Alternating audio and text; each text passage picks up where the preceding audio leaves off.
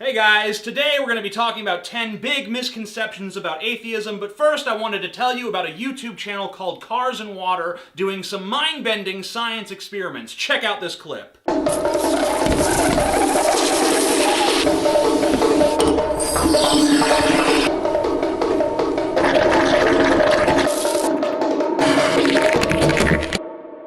You gotta check out and subscribe to their channel by clicking right here. You'll find tons more videos of various other objects and substances being melted or disintegrated. Don't try that at home, obviously, but do check out the channel. Without further ado, 10 big misconceptions about atheism.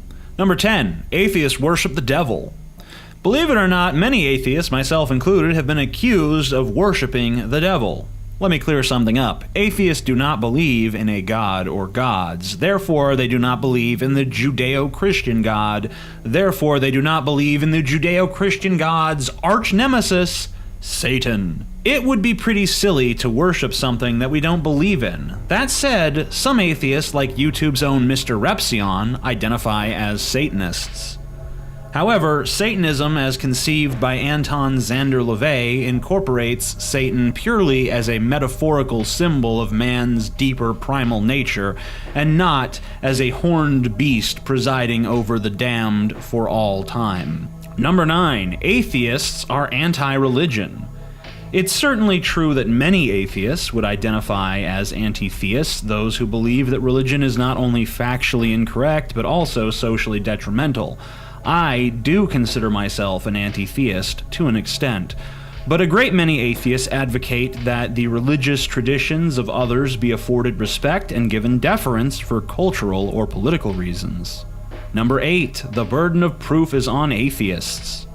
The burden of proof is always on the party making the claim. To say that there is a God is a claim. To say that there is no God is not a claim. It's the response to a claim.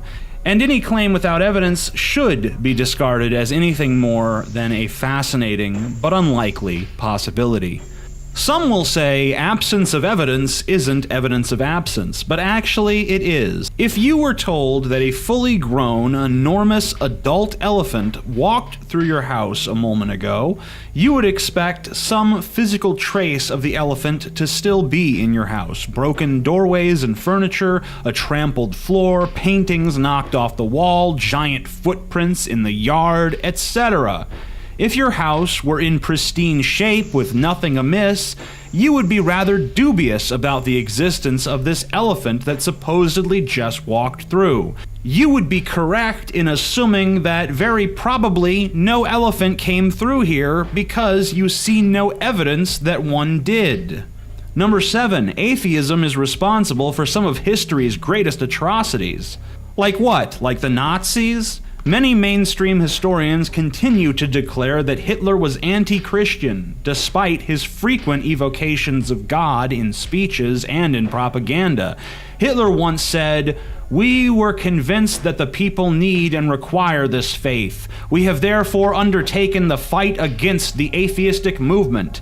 And not merely with a few theoretical declarations, we have stamped it out." He made reference to himself as a Christian and a Catholic numerous times in his speeches and in his writings. But even if Hitler merely used religion as a contrivance, his regime clearly was not anti-religious. The Soviet Union? Well, Stalin did seek to strip the populace of its religion, but this was less about promoting secularism than it was about solidifying the absolute power of the state and of Stalin himself. Stalin certainly never killed anyone in the name of atheism. He killed in the name of his own greed for power and prestige. The same can be said for Pol Pot in Cambodia. Number 6. Atheists have lost their faith or connection to God. This is an odd sentiment that seems to be shared by many religious people, where religious belief is viewed as the default and atheism is viewed as a peculiar aberration. The origin of this illusion is not hard to discern when we live in a world where the vast majority of people are religious.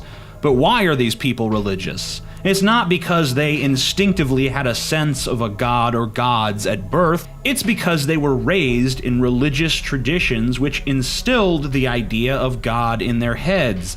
That's why a boy born in Iraq will know that Islam is the unvarnished truth, while a girl born in Georgia, USA will know that Baptist Christianity is unquestionably the correct answer to life's big questions. Number 5, atheists have no sense of spirituality.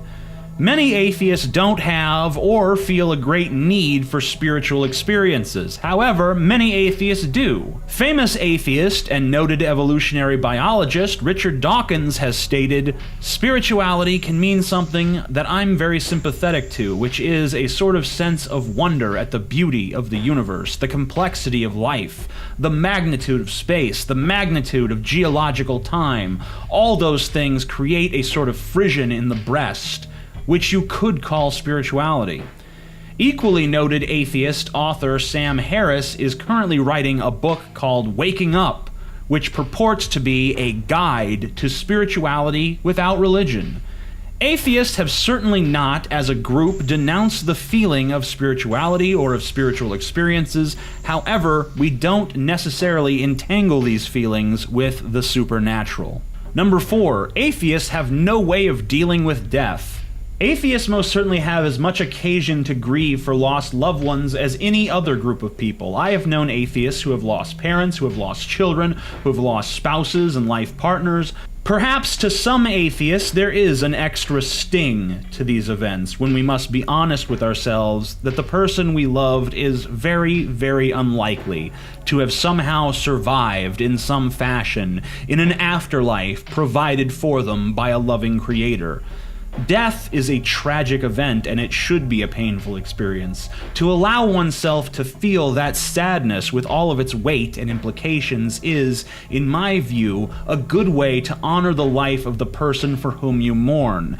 But this is a temporal existence, and when someone leaves us, we move on. The world does not wait. I love and cherish the memories of those I knew who have gone from this world, even though I do not believe that they have gone on to some new world. This may well be a less comforting view of human mortality than what religion offers, but human beings have shown time and time again that this reality can be confronted and prepared for. Think of the admirable way that atheist Christopher Hitchens comported himself in his final days of waning health. Number 3, atheists lead meaningless lives. Honestly, to my way of thinking, a life spent devoted to an all-powerful despot trying to impose his will on you would actually be several orders of magnitude more meaningless than what I believe to be the truth. We are highly cognitively developed primates who through a long and arduous biological and social evolution have discerned a great deal about the universe and our place in it. And we have the ability to reflect on the truths that we have discovered. We also have the ability to more fully understand these truths, amending and enhancing them as new facts come to light. I believe that in the pursuit of knowledge, there is great meaning. Carl Sagan said it best when he famously remarked, "We are a way for the cosmos to know itself." We are rarely privileged beings. A rock cannot contemplate that it is a rock, or wonder at its origins, or seek answers about itself and the world that it exists within. We can.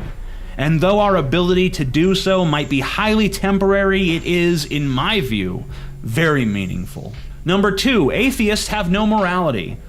I've never met a person, let alone an atheist, who didn't adhere to some notion of a moral code. Even the most wicked people in history seem to believe in some guiding principles of human conduct. And that's all that morality really is when you strip it of all of the dense philosophical fluff floating around in its atmosphere. Morality is just a system of thought that helps one to differentiate between correct and incorrect behaviors. The Bible is cited by many Christians as a source of morality, but this is a book that tells us that rapists should be forced to marry their victims and pay their victims' fathers 50 shekels of silver.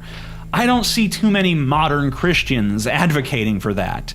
As an atheist, I believe that there are moral and immoral actions, but I base my morality partially on the intersubjective social contract that is implicitly enforced by other people's behaviors and attitudes, as well as the laws of the land, and also my own personal views of right and wrong. Some would object to this view of morality because the moral code it creates is somewhat unique to the user, and no moral code by this view would be objective. I do not believe that an objective moral standard exists. However, there are plenty of atheists who do or did believe in objective morality, such as Ayn Rand, Sam Harris, Richard Dawkins, and plenty of others. And you can freely investigate their views on morality as well as mine. Number 1. The amazing atheist isn't sexy.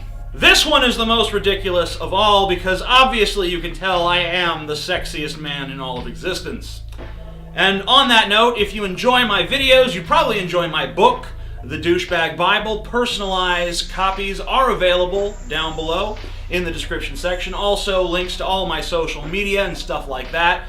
Be sure to check all that stuff out. A lot of good stuff in my description section. A lot of relevant links if you're an amazing atheist fan or follower. Worship something that we don't believe in. That said, some atheists, like YouTube's own Mr. Repsion, identify as Satanists. However, Satanism, as conceived by Anton Szandor LaVey, incorporates Satan purely as a metaphorical symbol of man's of worshiping the devil. Let me clear something up. Atheists do not believe in a god or gods. Therefore, they do not believe in the Judeo-Christian God. Therefore, they do not believe in the Judeo-Christian God's arch-nemesis, Satan. It would be pretty silly to melted or disintegrated. Don't try that at home, obviously, but do check out the channel. Without further ado, 10 big misconceptions about atheism. Number 10, atheists worship the devil. Believe it or not, many atheists, myself included, have been accused